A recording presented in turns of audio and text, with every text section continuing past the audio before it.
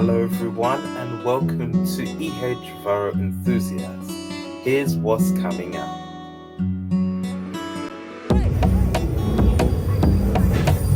Transport for London hits £138 million operating surplus, but investment in upgrades falls.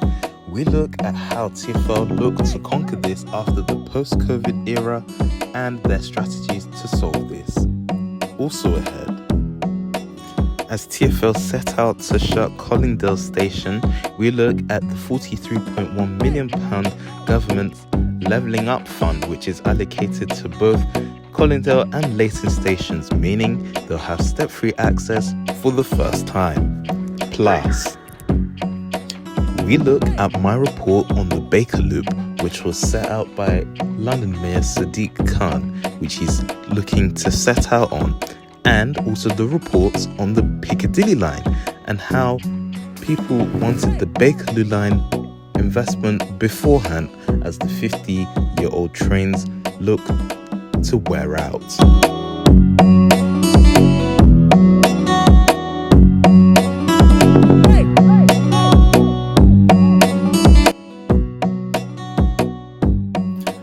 Welcome to the program, everyone. I'm Varo Enthusiast in London, and tonight we start off by talking about what's going on for Transport for London, as they've just been hit for an operating surplus of £138 million in the last financial year, but investment in its network dipped amid a dearth in the government funding. In its financial report covering March 2023 to April 2024, TfL said enhancement had fallen from 1.36 billion to 1.25 billion year on year over what marked the first period it has operated without COVID-era grant funding from the government. The fall in investment came despite passenger journeys seeing significant growth. Tube and rail ridership on the Elizabeth line reaching 700,000 journeys per weekday. Passengers' income rose by almost 300 million when compared with the 2022-23 year. London's transport operator has faced a cash crunch ever since the pandemic decimated passenger and commuter numbers on the tube. Journeys have recovered since, but are still at 88% of pre-pandemic levels, and the body has relied on an over 6.3 billion in the government bailouts since 2019. It's received another £250 million in December, but has called on the government repeatedly for a longer-term capital funding to settlement with no avail. Key government infrastructure advisors from the National Infrastructure Commission warned in May that the £250 million injection was a sticking plaster and would not be sufficient in the long run. Despite hitting operating surplus, TfL argues it needed extra money to fund a slew of the critical upgrades across its network. Trains on the Bakerloo line are more than 50 years old, and over the past decade, their use date promoting campaigners to warn of possible critical failure on the route. The Central line, meanwhile, has been forced to introduce an emergency timetable, while at points running with far less trains than it needs for a peak service. Other projects, as the 30 to 40 billion Crossrail 2, are out of the picture until the funding issues are resolved. TfL did note an almost 300 million increase in investment, major rolling stock and signalling projects on the last year, with 90 million put into DLR trains. However, it said that the increased short-term borrowing to manage cash and liquidity issues some 245 million of the government's 250 million funding package has been delivered, which has helped defer some borrowing into the 2024-25 year.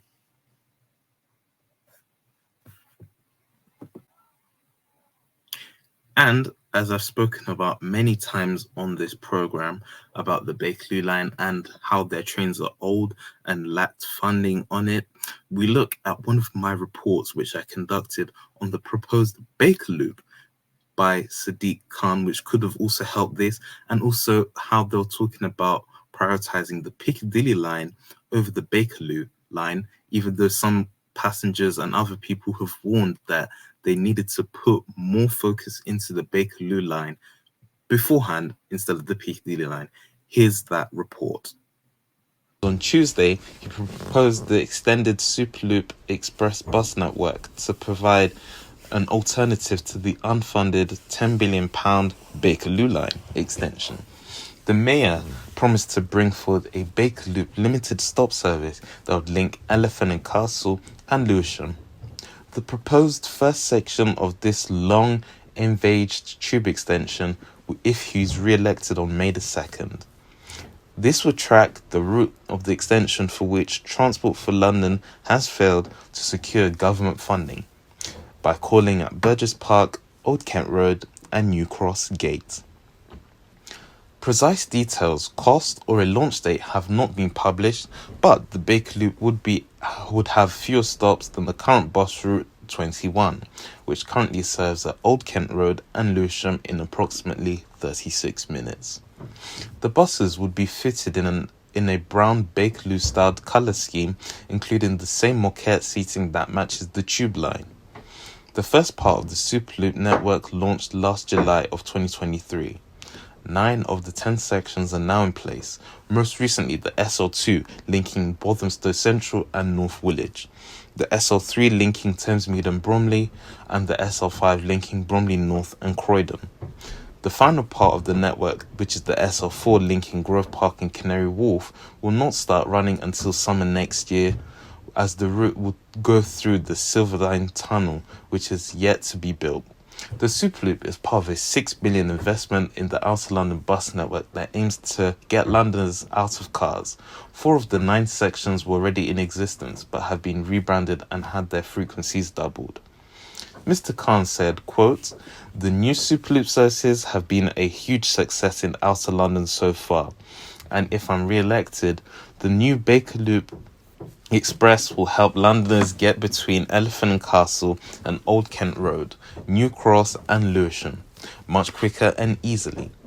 I continue to make the case as strongly as ever that we need the Bakerloo line tube extension to get underway as soon as possible, and TfL are lobbying ministers about the funding the project and meeting the needs of it. In the meantime, I'm determined that we will do well to provide the very best services across South London." In spite of that, critics claim the Superloop is little more than a cosmetic makeover. The buses on the SL3 route are rebranded Boris Routemasters rather than zero-emission vehicles, while only single-deckers can be used on the SL5 due to low trees. Suzanne Hall, the Tory mayoral candidate, said, "This blunder loop is yet another super flop from Mr. Khan. Instead of delivering the much-needed Bakerloo line extension, Sadiq Khan has decided to settle for a bus."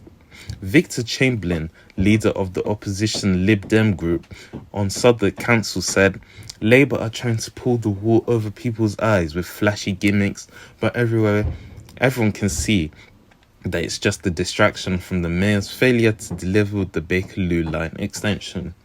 Only in Labour-run London would we see a bus replacement service before the train was even built." According to TfL, the 4 express routes that were rebranded to Superloop routes have seen an increase in passenger numbers, 15% higher than London-wide increase in bus travel. However, the loss of the passengers on the parallel routes is factored in.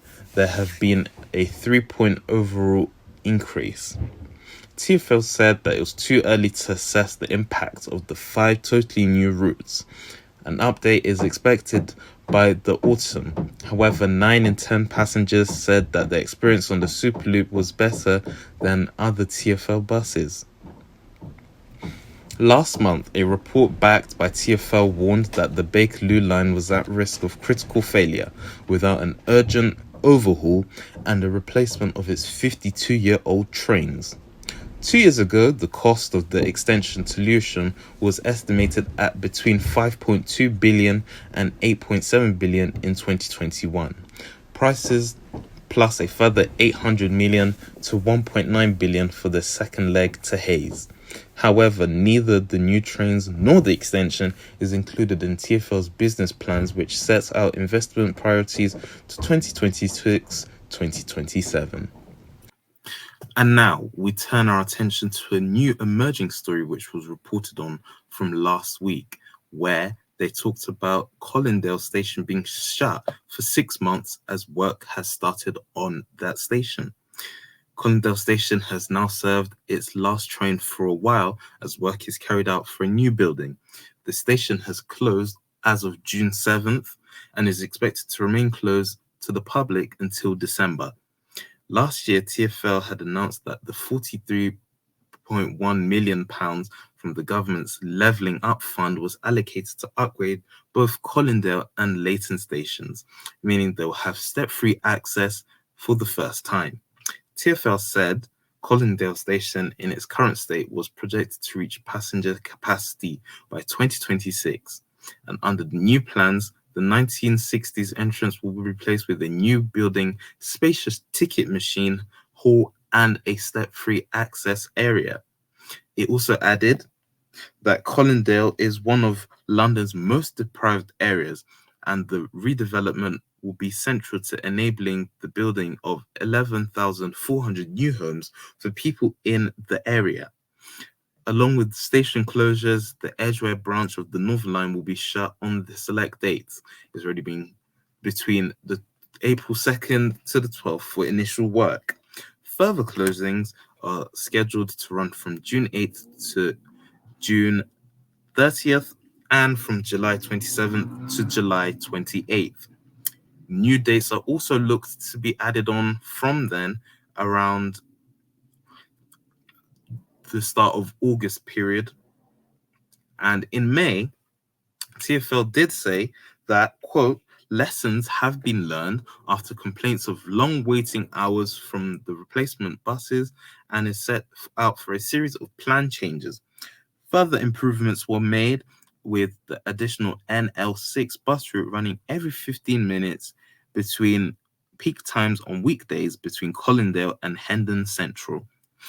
All journeys on the route will be free of charge, while any journeys taken on the 186 between Mill Hill, Broadway, and Hendon Central will be auto-refunded. Colindale Avenue will also be temporarily closed from June 28th to June 30th and July 26th to July 28th between 9 p.m. and 5 a.m. to facilitate crane operations which are due to take place. There will also be a lane closure in front of the station with 2 temporary two-way traffic light systems in place during all of the Northern Line closures.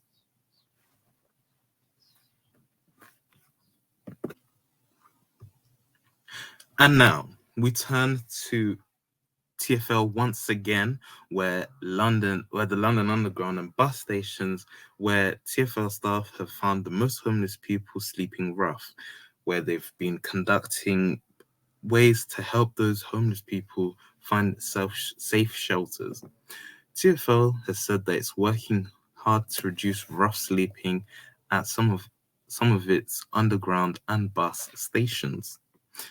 Officials have listed some interchanges where it's working with partners to house homeless people. These include stations in East, North, and Central London, but the authority says efforts are not limited to these sites. A report to the TfL board, which is due to meet on June 12th, reads, quote, helping rough sleepers get the support they need is a safeguarding priority for us. We work closely with outreach services, Greater London authorities, partners, and local authorities to understand how best to support those sleeping rough in London and on transport networks. He also continued to say, we also continue to work with partners to reduce rough sleeping at certain locations where there are known issues reported by our frontline teams. This includes, but is not limited to, bus stations such as North Greenwich and Canning Town in London London Underground stations such as Tottenham Hale, Finsbury Park, and Camden Town, and Victoria Coach Station. Officials then gave an example of the recent success. Papers added, "We recently supported a long-term rough sleeper at Black Horse Road Tube Station, who was successfully housed after working with station staff and outreach services. This has had a positive impact on the station and the station frontline team." A really thoughtful and touching message there, which is being conducted by the authorities, TfL, and the other governing bodies involved. And that's it for now. Remember, if you ever miss our show, you can always find the latest episodes shortly after it airs here on our podcast. And remember, you can always catch us online on our websites at youtube.com/ehfireenthusiast and on ehfireenthusiast/podcast and on YouTube, Twitter, and Flickr. Thanks for watching, and goodbye from London.